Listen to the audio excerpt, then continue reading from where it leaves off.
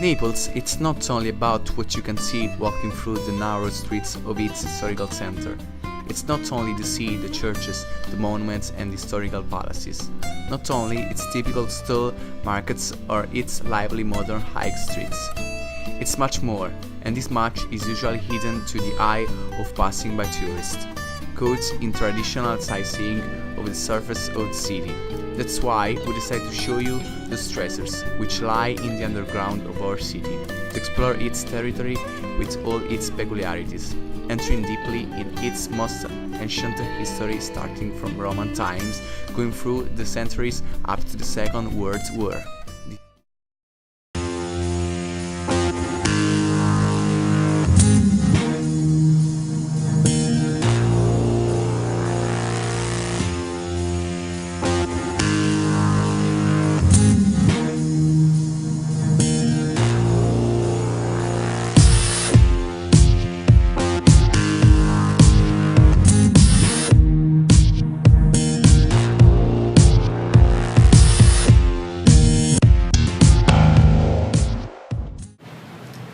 Today we are going to visit the Borbonic Tunnel.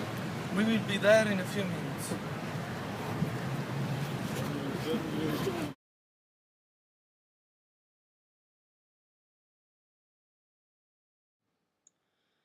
The tunnel was created by King Ferdinand II of Bourbon in 1853.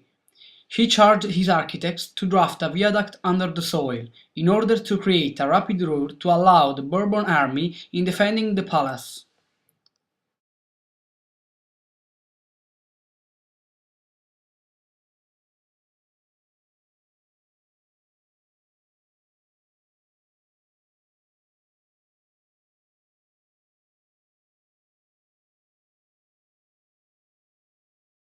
In the centuries, the expansion of the city carried to the realization of waterworks that pick up and distributed the water through a series of cisterns connected with a particular type of channels, which name is cunicoli. Under Roman rule, the waterworks was extended and improved.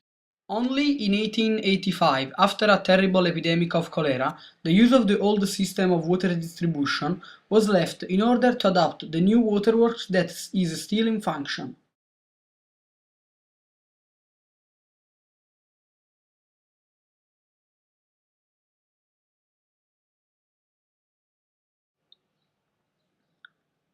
There is a legend connected to the figure of the so-called Pozzari, that's to say those workers who were in charge for the maintenance and the distribution of water collected in the cisterns.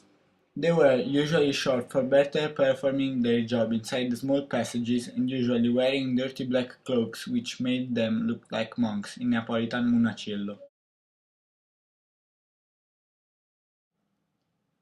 They were able to enter private houses, where they behaved in unpredictable ways, stealing money or hiding personal belongings. The monacello was considered a kind of witty spirit.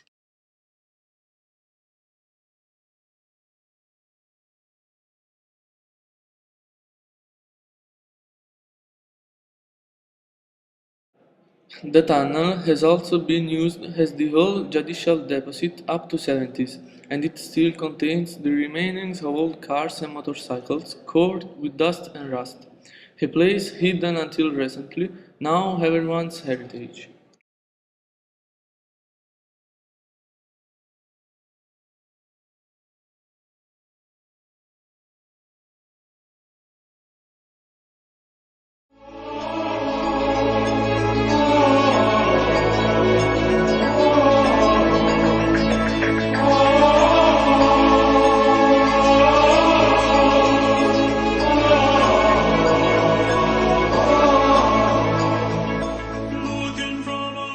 The cemetery of Fontanelle is one of the most ancient in Naples.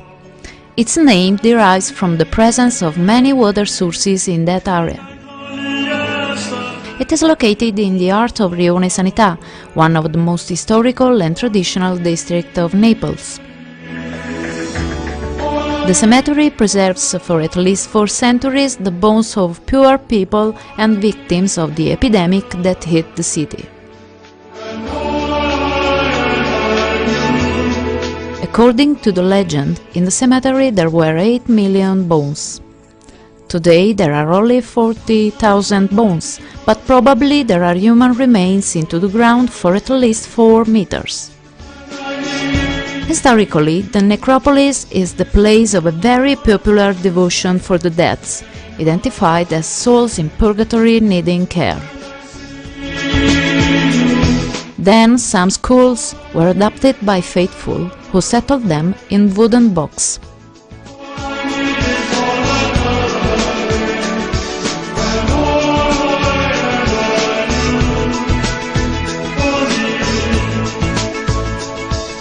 Worried about this popular cult, in 1969 the Archbishop of Naples decided to close the cemetery to the people. Forgotten for many years, it was restored and reopened since May 2010.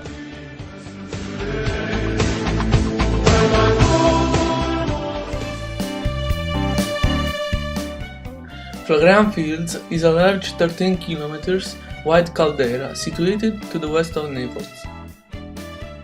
Lying mostly underwater, the area comprises 24 craters and volcanic grounds.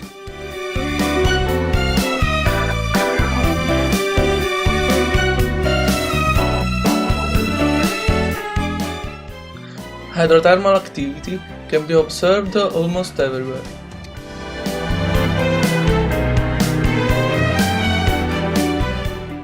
There are also effusive gaseous manifestations in the Solfatara crater, which is known as the mythological home of the Roman god of fire, Vulcan. The area also features bradyseismic phenomena, which are most evident at the Macellum of Pozzuoli. One of these craters is filled by Lake Avernus. In 1538, an 8-day eruption in the area deposited enough material to create a new hill, Monte Nuovo, which has risen about 2 meters from ground level since 1970. Bradyseism is the gradual uplift or descent of parts of the Earth's surface caused by the filling or emptying of an underground magma chamber, particularly in volcanic calderas. It can persist for millennia and is normally accompanied by thousands of small moderate earthquakes. Macellum is the clearest example of it.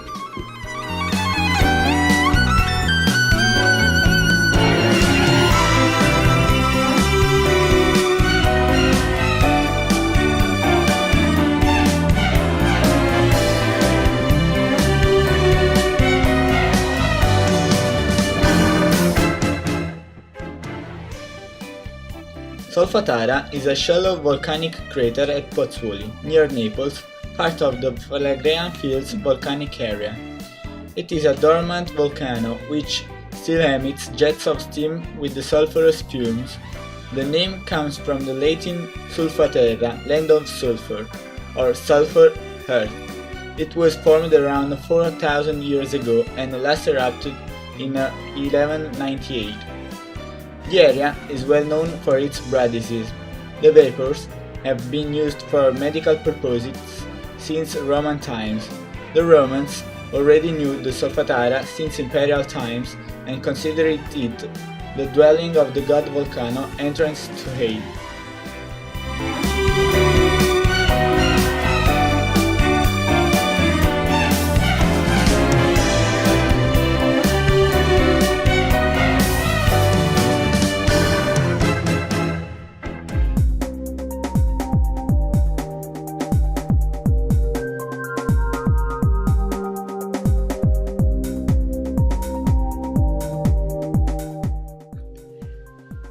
Lake Avernus is a volcanic crater lake.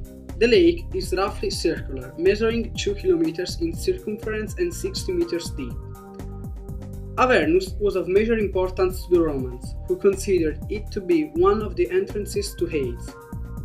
It gained its name from the Greek word meaning birdless, referring to the belief that birds flying over the lake would drop dead from the poisonous fumes that it emitted. The name Avernus was often used by Roman writers as a synonym for the underworld.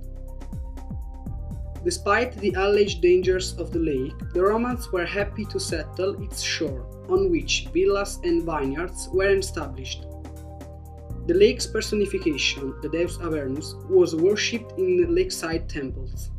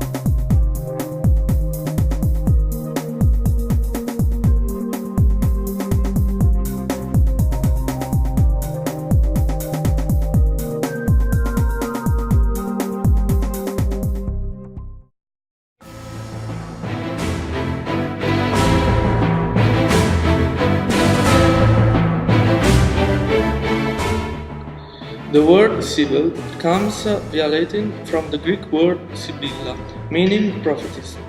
Known only through legend, she prophesied at certain holy sites under a divine influence.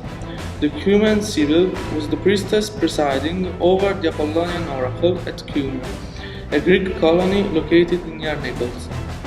There were many Sibyls in different locations throughout the ancient world. The importance of the Cumaean Sibyl in the legends of early Rome was because she was near Rome. In the Sistine ceiling of Michelangelo, her powerful presence overshadows every other Sibyl.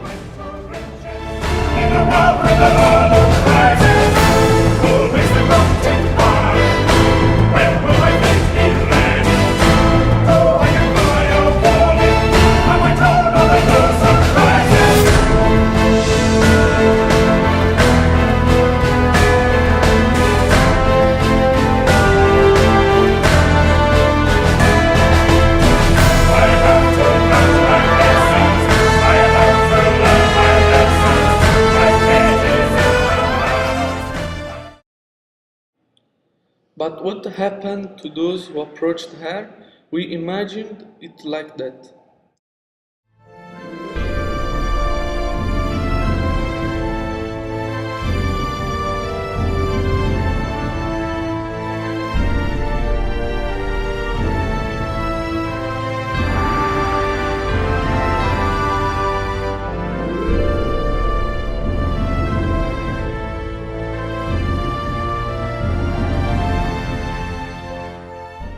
Ave Lorenzo, Ave, what's wrong? You look terrible.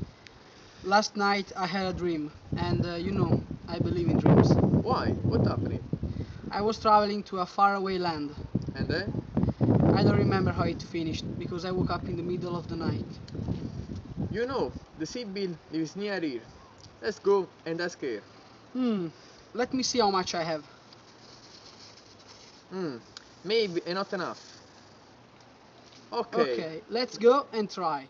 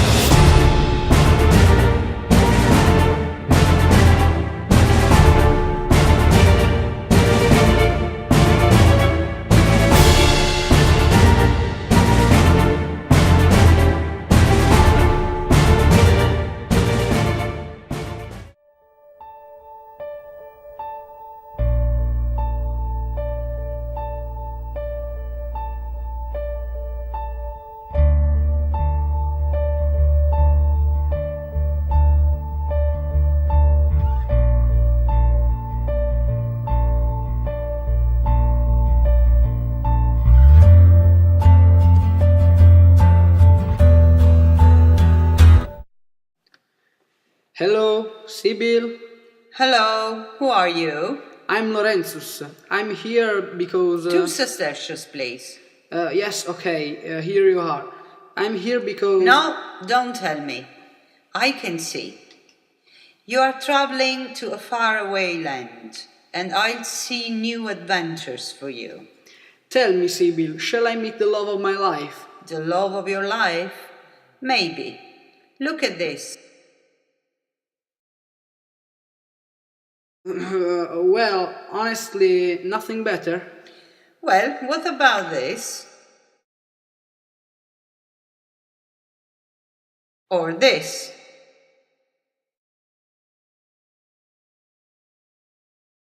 Please, Sibyl, give me another chance. Your time is finished. That's what I can see for two Cistercians. Oh no, tell me more.